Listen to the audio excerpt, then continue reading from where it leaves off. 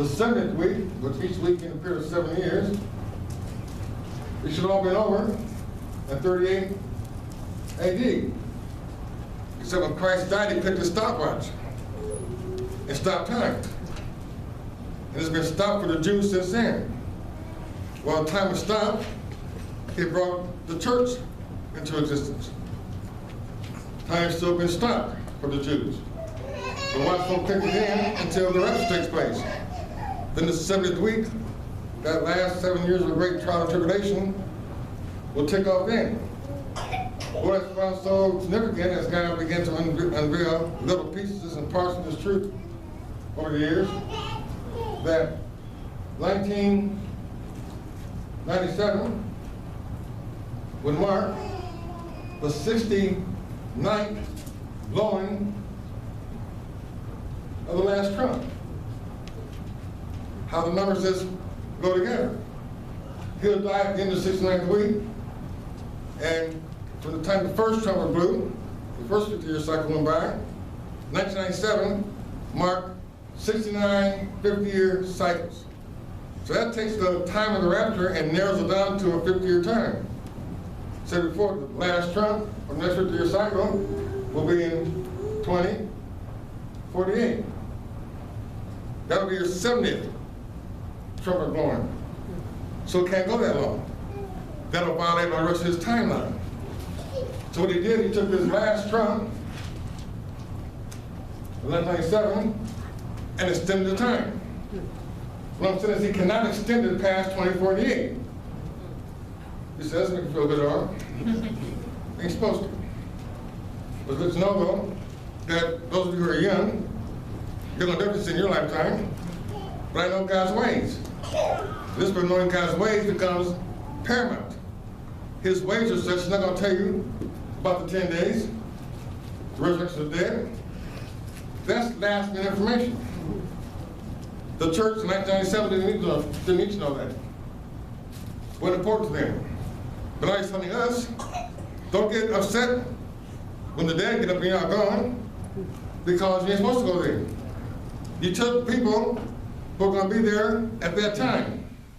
Follow me? Yes. This information is for a time. He told us about his face, about seeing him. We don't wish somebody like him. You talk about seeing somebody at the very end. I mean, an analogy to a person going to the airport or flying in from somewhere. And the people stand there holding the sign with their name on it. They come down and see them. Now, more progressive companies, the companies that are more together, they have a picture. The person going to the airport to meet somebody will have a picture of their face with the name card. They look at the picture, and the person comes down looking for the name. They identify him. Here's the person. You get that kind of information at the meeting time. There's time to meet. You don't make a placard, a sign, for somebody coming in a month before their arrival. You make it for the time they're going to come in. You give the details about how they're going to look when they come in.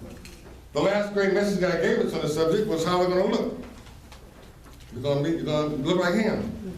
That's the last thing you talk about. That means it's imminent. You're about to see him. So he's telling you how he's going to appear. He says you're going to be like him, but you're going to see him as he is. Okay? Now he's getting to the final step today. The very last,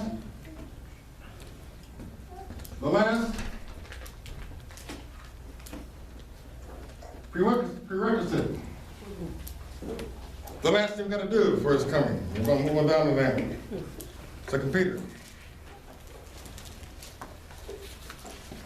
He's going to explain why God has extended the rapture dates. There's something we haven't done yet. There's something we have to do before he comes. But again, why give that final detail? The last step is going to come in the next 10 years. Follow me? He went through a whole period of time. That's why I said to take God's message and string them together. Why did God get so much attention to 13? And showing that 13 became important at the end of Judaism. The 39 years between the time he talked about the prophecy of the temple and it got destroyed, and that ended, 70 AD officially ended Judaism forever. The church began in 31. They took on the last, this Laodicean church age. Originally, from the time it started to the original date that God gave for the Jubilee year, 91 years. 7 times 13. Then he went from 97 and gave the next date of 2010, 13 years. Then he goes from that, you can take, in the actual Jubilee year is 1998, it's announced in 97, but the actual Jubilee year is 1998, you take 1998 and add 13 years, you get 2011. Then he skips 2012, just the right to stay clean. Now forget all that, now here's 2013. With me? Yes. Thank you, girl. Let's move on. Knowing this first, that there shall come scoffers in the last days.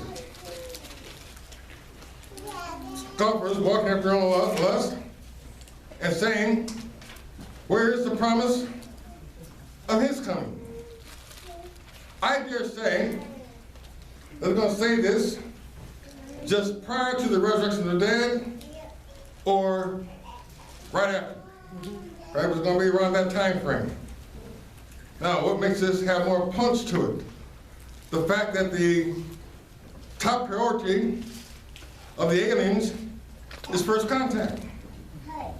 They're going to have it. They're ready to come down. They've been chopping the bit for the last, I would say since 1948.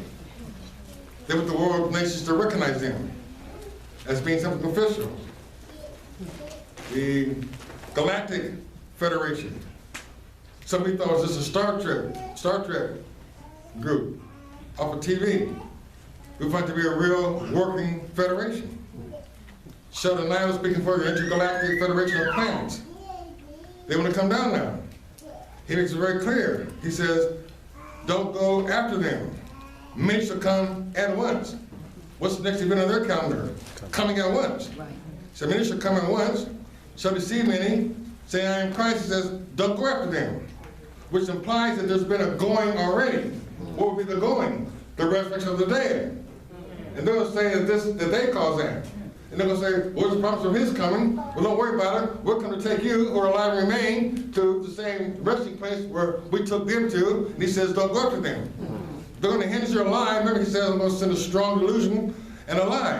And they're going to hinge your delusion and a lie around what God has already done. They're going to connect the resurrection of the dead with something they did. And then ask the question, now where's the promise of his coming? Okay? And now we're walking after our own lust. I haven't looked it up. If I were there to say it's going to have something, if you look it up, it's going to have something to do with walking after their own agenda, after their own program. Okay? Their agenda is different than our agenda. They come to take over the earth. Disguise themselves as Christ or deliverers. Right? Saying, where's the promise of his coming? Well, since the fathers fell asleep, they're going to give a history lesson to the world. They're going to give a history lesson for the world about since the fathers fell asleep. But the fathers here, I don't believe he's talking about Abraham, Isaac, and Jacob. They're going to go way back. They have to prove the fact that we've been here the longest. From Adam, to our time has only been 6,000 years. The Anunnaki and the rest of them, they're going to have to prove that we've been here before Adam. That we created Adam. That Adam got his genetic code from us. They're claiming when I first read this material, it disturbed me. When they talk about they have been here on the earth for the last 400,000 years. That they planted the star seeds and so on and so forth. Now they come to wake the star seeds up and resurrect them and take them back to the stars to live with them forever. So well, that's the big gap of time. Now we know there was civilization before Adam. The Bible's clear on that. You know, when God made Adam and Eve, he told them to be fruitful, multiply, and replenish the earth.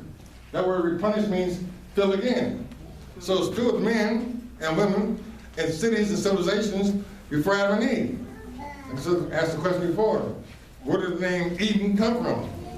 Adam didn't name it Eden. God says that God planted a garden eastward in Eden. God didn't name it Eden. God said, going to make a land called Eden and put a garden here. It says God planted a garden in Eden. When Cain killed Abel, it says Cain went out from the east of Eden and dwelt in Nod. It was Nod when he got there. Who named it Nod? Then Jeremiah tells about these cities that were broken down and become wasted by the power of Satan. So I said that he's no match. We're no match for him. He has brought down empires and civilizations for hundreds of thousands of years. This is his easiest run. When he got down to Adam and Eve, he got the program intact. He knows how to do it. And he started in the garden and deceived Adam and Eve in the garden and been deceiving the whole world ever since then. And they don't even know they've been deceived. Have no idea. So it's going to be a history lesson. For this they, now Peter tells us what's up with them. He says, for this they willingly are ignorant of. They don't worship God. The God of this world is their God.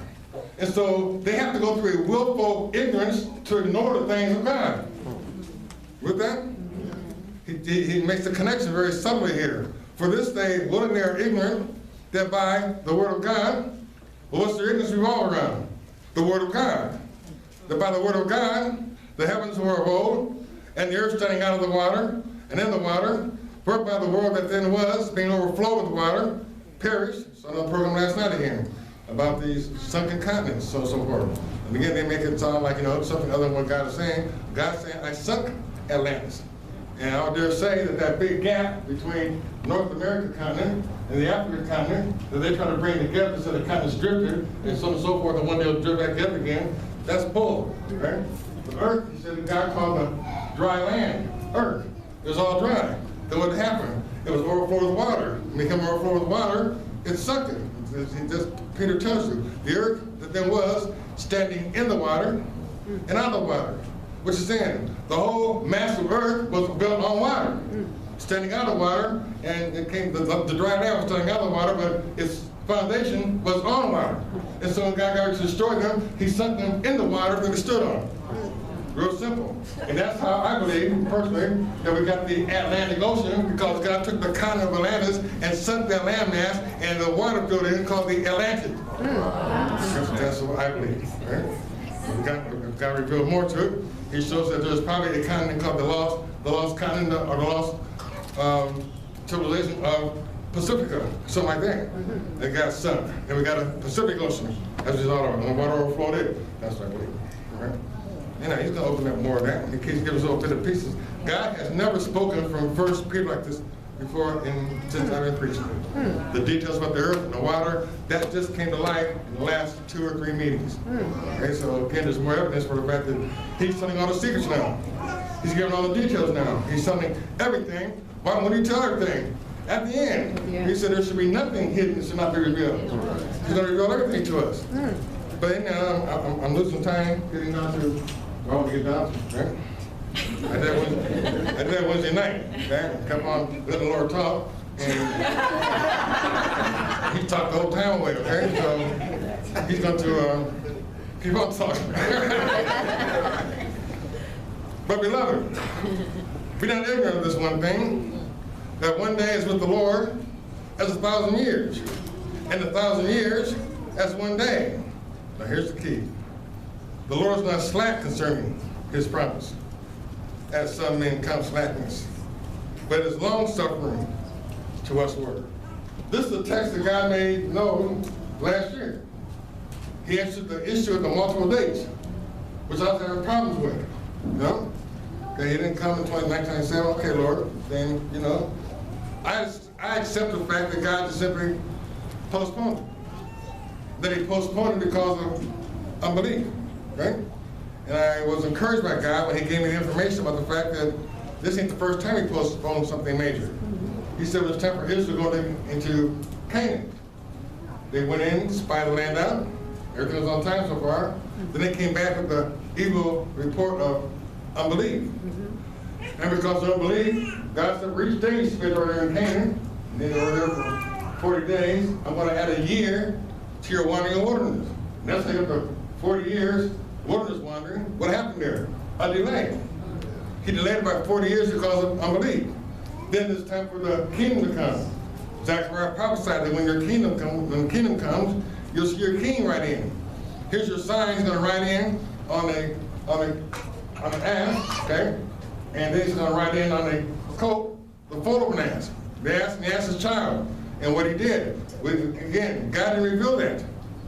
Everybody, the traditional story for that time of year, for a Passover, for Easter, is Christ riding in on a donkey. That's universal. Everybody knows that. The coat was never mentioned until what happened? God revealed it again. Again, I'm amazed by God having these things written in the Word, for you to read and look at. You look right at him and never see him. How does he do that? How did he reveal that? How did he hide that second resurrection all that time? I've been preaching here for 20-some years, and I preach on Easter, every Easter time, because it's a great occasion to preach about the resurrection, the death of Christ, which is the message to preach. And for 20-some years, God had that hidden. Then last year, again, another sign to me that this is the end. Now you're going into 2 resurrections. You don't tell it to people who are not going to be around when it happens. Got me? Yeah. Then, like I said, it's be just like God, to do all that emphasis on 13, and then just make it 13. Okay, I talk about 13, how significant it is. Well, how is it significant, Lord? Well, the turn of the century took place, wait 13 years. After 2000 comes in, which is the big deal. To be around for a turn of the century is a monumental thing. I don't care who you are. To be around when 1000 AD came in, it's a big deal to be alive and ring in a new year of that significance. To be around when 2000 came in, that's a big deal. You start a whole brand new slate. And a new count starts at 2000. Now, guys talking right now, and giving us information, explaining this. A new count starts at 2000. You go to 000, and then God adds 13 more years to it. Wow. Wow. Okay.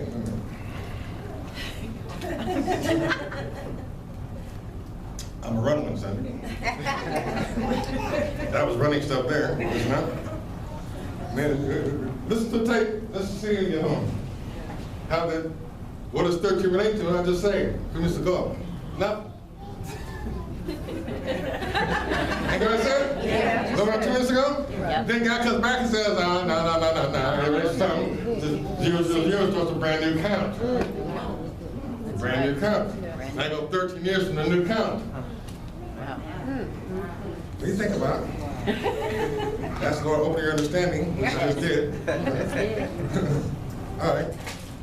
I'm excited. I'm like preaching more now. Let's go back to this.